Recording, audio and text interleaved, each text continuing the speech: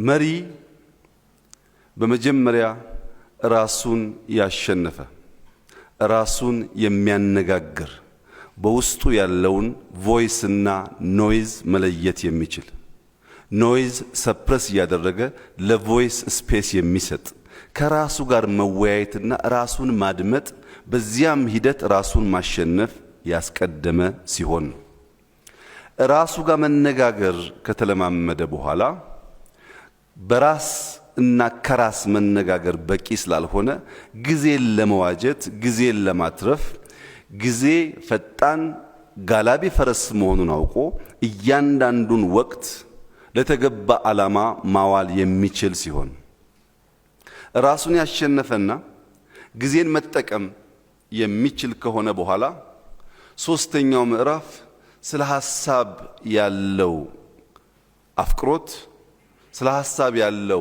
መከፈት ሐሳብን ኢንተርቴን ለማድረግ ያለው ዝግጁነት ሰው ራሱን ካደመጠ ከራሱ ጋር ከተወያየ የጊዜን ዋጋ ከተገነዘበ ለሐሳብ ቦታ ከሰጠ የመጨረሻው ከአንድ ምሁር ኢምፓክትፉል እንቅስቃሴ በፊት የሚቀርበው ነገር ግብ ነው።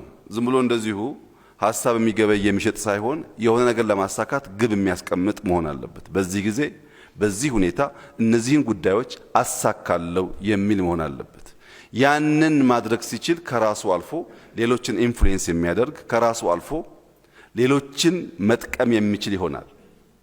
ለዚህም ነው leadership is not about power and position የሚባለው. It's about purpose and potential.